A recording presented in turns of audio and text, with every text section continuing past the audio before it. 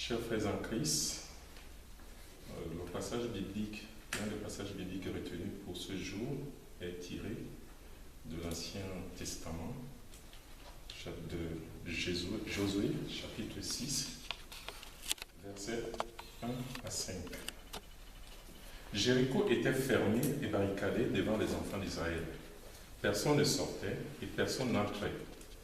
L'Éternel dit à Josué, « Voici, je livre tes mains, Jéricho et son roi, ses vaillants soldats. Faites le tour de la ville, vous tous, les hommes de guerre, faites une fois le tour de la ville. Tu feras ainsi pendant 6 jours. 7 sacrificateurs porteront devant l'arche 7 trompettes retentissantes. Le 7e jour, vous ferez 7 fois le tour de la ville et les sacrificateurs sonneront les trompettes. Quand ils sonneront de la corne retentissante, quand vous entendrez le son de la trompette, tout le peuple poussera de grands cris. Alors la muraille de la ville s'écroulera et le peuple montera chacun devant soi. Nous lisons maintenant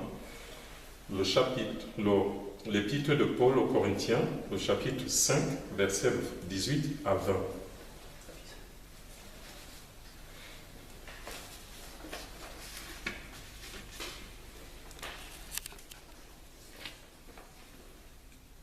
Et tout cela vient de Dieu, qui nous a réconciliés avec lui par Christ, et qui nous a donné le ministère de la réconciliation. Car Dieu était en Christ, réconciliant le monde avec lui-même, en n'imputant point aux hommes leurs offenses, et il a mis en nous la parole de la réconciliation. Nous faisons donc les fonctions d'ambassadeurs pour Christ, comme si Dieu exauçait par nous.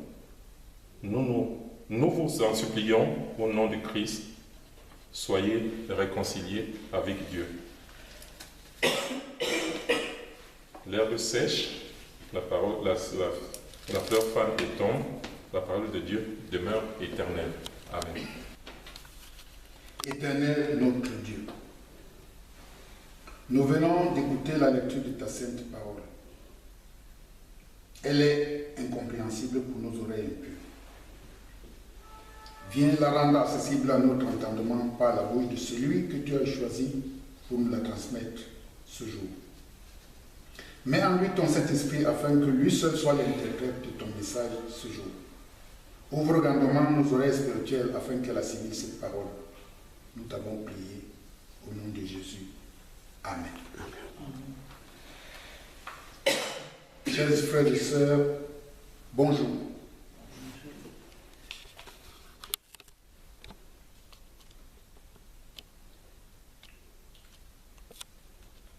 Quand Dieu crée l'homme à la fin de la création et le place dans le jardin d'Éden, il n'existe aucune barrière. Aucune barrière entre toutes ces créatures. Les animaux, les arbres, les oiseaux, les poissons.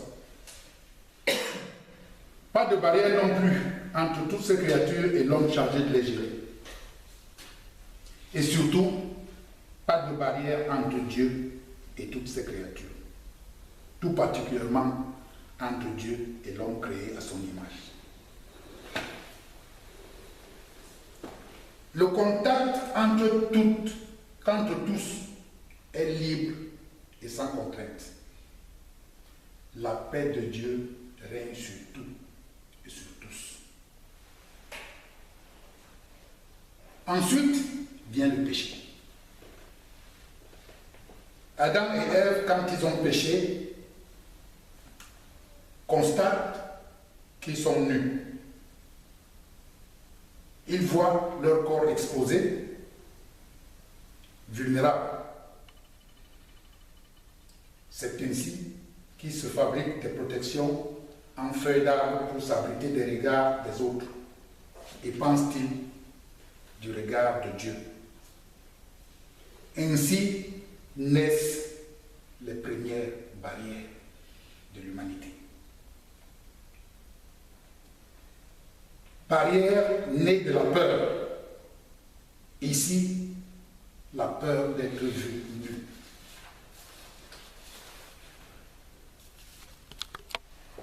C'est ainsi que nous constatons que de tout temps, la peur a été le prétexte à la construction des barrières de protection. Les barrières doivent nous protéger de l'autre. Les barrières doivent nous protéger du regard de l'autre, du danger que représente l'autre à nos yeux. C'est lui-là même qui n'est pas nous. Depuis le péché d'Adam et Ève, l'homme s'est construit des barrières, des forteresses. Nous citerons quelques exemples. Le mur de Jéricho, dont nous venons de parler, la muraille de Chine, la ligne Maginot, ici en France, le mur de Berlin, le fameux mur de l'Atlantique pendant la Deuxième Guerre mondiale. Tous ces ouvrages étaient censés protéger ceux qui les avaient construits. La vérité est que nous savons aujourd'hui ce qui s'est passé. Aucune de ces œuvres n'a rempli la fonction pour laquelle elles avaient été réalisées. La preuve, nous l'avons lu à la première lecture, le mur de Jéricho est détruit par le seul son des trompettes des enfants d'Israël. La muraille de Chine, la seule œuvre humaine visible de l'espace, nous dit-on, n'a pu protéger les Chinois de l'invasion des Japonais. La ligne Maginot n'a jamais empêché les Allemands d'envahir la France. Le mur de l'Atlantique n'a pas empêché le débarquement en Normandie. Le mur de Berlin est tombé. Tous ces ouvrages n'ont servi à rien. L'homme s'est donné des frontières gardées par des soldats pour se protéger soi-disant de l'autre. Oui, celui-là même qui vit à quelques mètres de cette frontière-là, de l'autre côté. Est-ce que cette frontière empêche l'autre de traverser? Des frères mettent des clôtures autour de leur maison pour se protéger des voleurs. Des clôtures de plusieurs mètres de hauteur, parfois bardées de barbelés branchés à l'électricité, équipées de caméras, de signaux optiques. Tout cela pour se protéger de l'autre. Sur Terre, aujourd'hui, il existe des quartiers dont la beauté des constructions devrait en principe embellir le paysage, mais qui sont dissimulés derrière des clôtures de plusieurs mètres de hauteur, complètement cachées à la vue. À quoi sert-il alors de réaliser de si belles œuvres si elles ne peuvent être admirées par d'autres que nous? Quel intérêt? Nous vivons dans des maisons qui sont devenues des véritables prisons dont nous possédons les clés. Portes blindées, barreaux aux fenêtres, parce que nous pensons ainsi être protégés. La peur de l'autre, la peur des origines, cette peur qui est venue avec le péché du premier homme, cette peur qui ne nous quitte plus. Regardez partout aujourd'hui les barrières. L'assurance électronique est partout. Peur du banditisme, peur du terrorisme, peur de l'immigration. Et même dans certains pays, peur de l'immigration. Aujourd'hui, on ouvre sa porte qu'après avoir vérifié l'identité de la personne qui se trouve derrière. Nous vivons derrière des portes fermées. Même chez nous en Afrique, où jadis, il n'y avait pas de porte ni de fenêtre.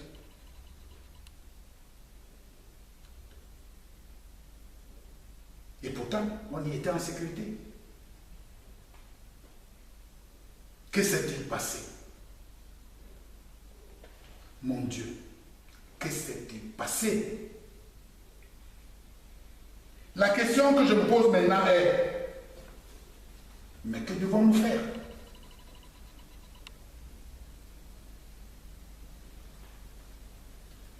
La parole de Dieu nous donne la réponse. La Bible nous parle de la réconciliation avec Dieu. Il est d'ailleurs lui-même à l'origine de cette réconciliation, car c'est lui qui fait le premier geste vers nous. Il sacrifie son fils sur la croix pour effacer nos péchés. Péchés causés par le péché cause de nos peurs. Ainsi, par ce sacrifice, la Bible nous dit, nous avons le salut. Puisque la peur et toutes ces conséquences que nous venons de voir est venue du péché du premier homme, et que le salut nous vient du sacrifice d'un autre homme, Jésus le Christ, fait chair et mort pour expier le péché, afin que nous nous réconcilions avec Dieu. Nous sommes donc réconciliés avec lui, si nous y croyons à ce sacrifice. Car Dieu qui est riche et miséricordieux à cause du grand amour dont il nous a aimés en donnant son Fils unique en rançon pour nos péchés, nous a libérés du péché. Mais, que faut-il faire pour mériter cette réconciliation de Dieu? Il nous demande simplement de reconnaître que nous sommes pécheurs et d'accepter d'être réconciliés avec lui.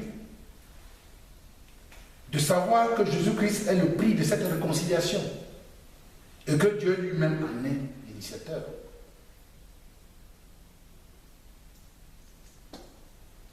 À nous donc, chrétiens, aujourd'hui, Dieu nous confie ce ministère de la réconciliation.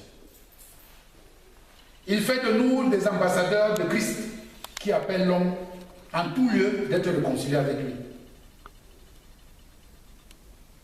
Dans 2 Corinthiens chapitre 5, verset 18 à 20, nous disons, « Et tout cela vient de Dieu qui nous a réconciliés avec lui par Christ et qui nous a donné le ministère de la réconciliation. » Nous avons donc des fonctions d'ambassadeurs pour Christ,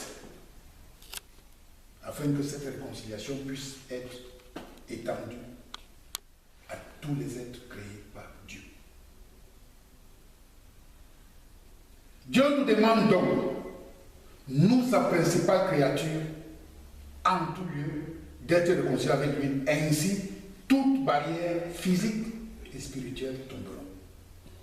Nous n'aurons plus besoin de barrières, nous n'aurons plus besoin de clôture. Si nous sommes réconciliés avec Dieu, si nous n'avons plus peur.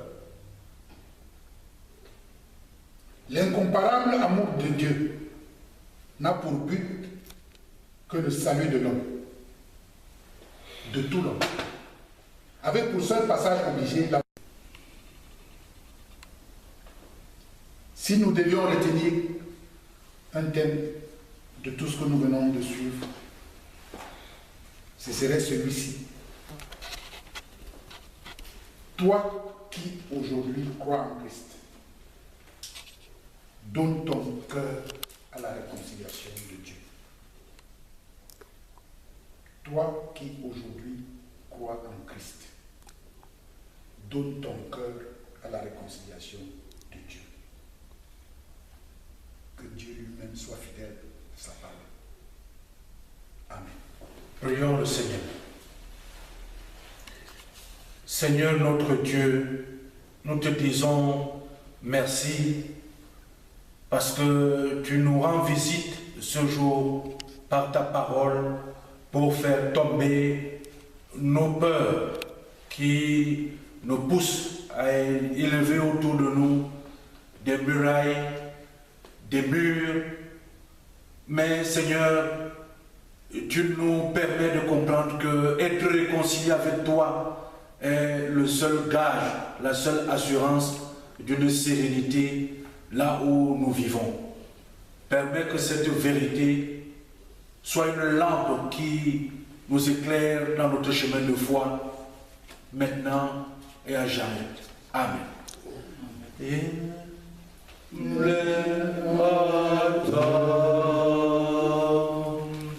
Écoute, Seigneur, Seigneur.